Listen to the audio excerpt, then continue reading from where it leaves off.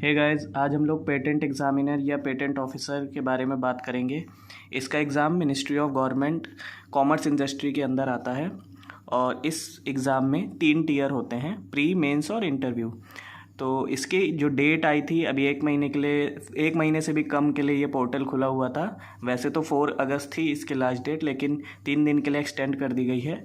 तो आज जो है वो लास्ट डे है, 7 अगस्त, जब ये वीडियो अपलोड हो रही है आज लास्ट डे है। तो आप लोग इसकी वेबसाइट पे जाके इसको भर सकते हैं, इसके फॉर्म को।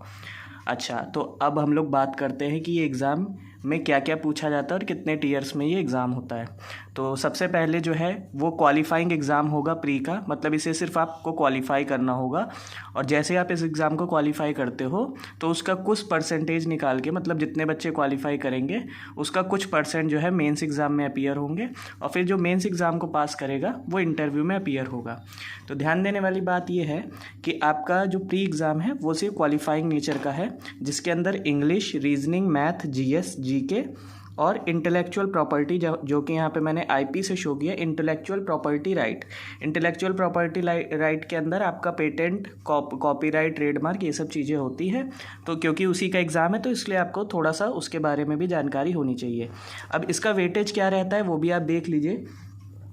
इंग्लिश का जो वेटेज रहेगा वो आपका 15 नंबर का रहेगा, और आईपी का जो वेटेज रहेगा वो भी आपका 15 मार्क्स का रहेगा, और बाकी सब कुछ जो है रीजनिंग, मैथ, जीएस, जीके, ये सब आपकी 30 मार्क्स की आएंगी।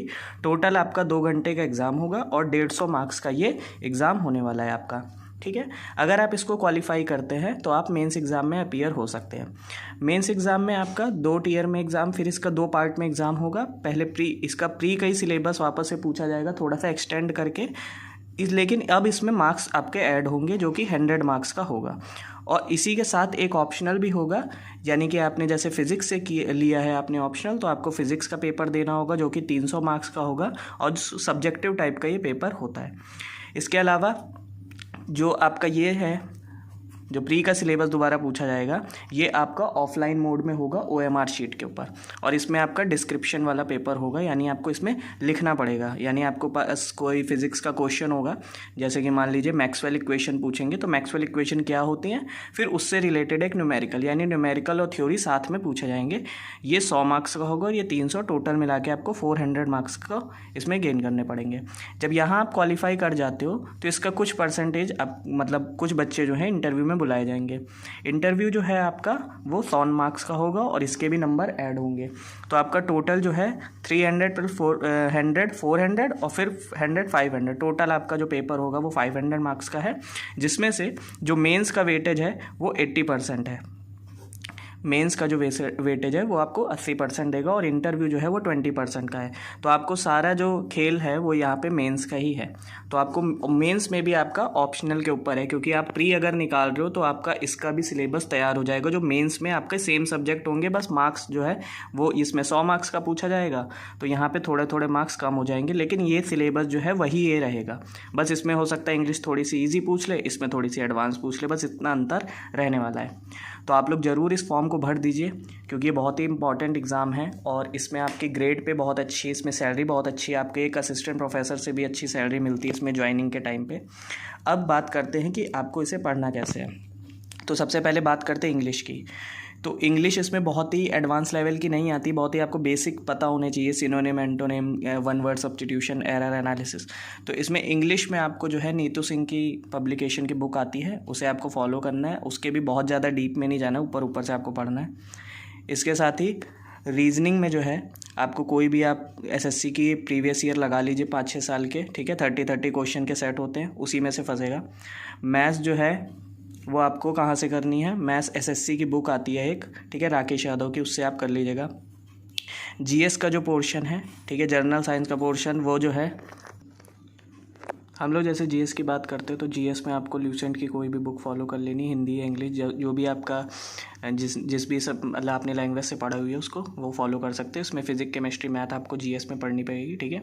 इसके अलावा आती है जीके, यानी जनरल नॉलेज। ये आपको पिछले 6 मंथ्स की करंट अफेयर्स कर लेनी है, आपको कंप्लीट नहीं करना है, उसमें भी इंपॉर्टेंट टॉपिक होते हैं, जैसे इंपॉर्टेंट डेज हो गया, कोई गवर्नमेंट की स्कीम आ रही है, डिफेंस में क्या नई चीज़ें ऐड हुई हैं, ठीक है। आपको जितने भी जनरल्स हैं, एयर मार्शल है, एयर चीफ मार्शल है, ठीक है, ठीक है, ये सब आपको आने चाहिए। इसके अलावा जो बुक्स नई लॉन्च हुई हैं वो सब चीज़ें, ठीक है। इसके अलावा ये इंपॉर्टेंट है, ये आप लोगों ने बिल्कुल नहीं पढ़ा होगा, इंटेलेक्चुअल प्रॉपर्टी राइट, ठीक है। इसमें आपको पेटेंट, कॉपीराइट, ट्रेडमार्क, जैसे मान लीजिए कि म्यूज़िक है, म्यूज़िक किस कैटेगरी में आता है, पेटेंट में आता है, कॉपीराइट में आता है कि ट्रेडमार्क में आता है, ये सब चीज़ें आपको पता होनी चाहिए। आईपी और एक और सेक्शन होता है WIPO, world intellectual property right, ठीक है। तो ये चीज़ आपको टोटल करनी है, ठीक है। इसके अलावा आपको मेंस में भी यही सिलेबस करना है, कुछ नया नहीं पढ़ के जाना है, जो आपने यहाँ पे प्री में पढ़ा होगा वही आपको यहाँ पे रिवाइज करके जाना है। मेन आपका जो खेल पूरा बनेगा, आपके मतलब सिलेक्शन जो दिलाएगा वो ऑप्शनल होगा, जो भी आप चूज़ करोगे। आप मैकेनिकल इंजीनियर तो मैकेनिकल इंजीनियर से भरोगे, तो फिज़िक्स में जैसे मैंने यहाँ पे फ़िज़िक्स से भरा है मान लीजिए, ठीक है। तो मैं फ़िज़िक्स को कैसे प्रिपेयर करके जाऊँ, तो फ़िज़िक्स में आपको सबसे पहले थ्योरी क्लियर होनी चाहिए, ठीक है। और अगर आप नेट JRF की तैयारी कर रहे हो तो क्वेश्चन तो आप लगा ही लेते होगे, लेकिन सबसे पहले है कि आपको सिर्फ न्यूमेरिकल नहीं सॉल्व करने, आपको वहाँ थ्योरी भी लिखनी है, ठीक है। तो जैसे बहुत सारी चीज़ें हो, इंपॉर्टेंट मैं सेक्शन आपको बता दूँ, अगर आपके पास टाइम कम है तो आप 4 सेक्शन प्रिपेयर करके जा सकते हो, 4 या आप इसमें मैं 5 ऑप्शन दे रहा हूँ, आप उसमें से कोई भी 4 कर लीजिएगा।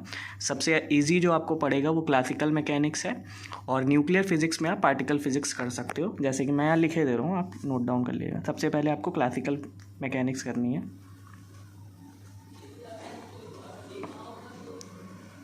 ठीक है। इसमें आपको लैग्रांजियन हो गया, हैमिल्टोनियन निकालना हो गया, ठीक है, स्मॉल ऑसिलेशन, कैनोनिकल मोमेंटा, ये सब चीज़ें आप कर लीजिएगा, कंप्लीट मत करिएगा, ठीक है।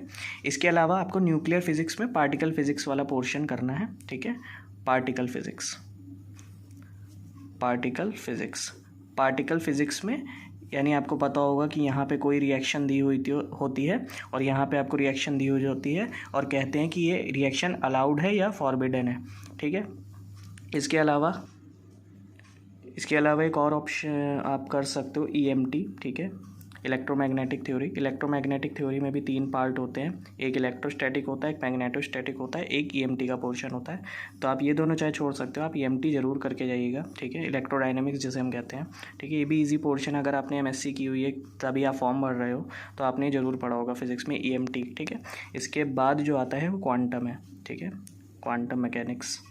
क्वांटम में आप परटर्बेशन थ्योरी कर सकते हो, ठीक है।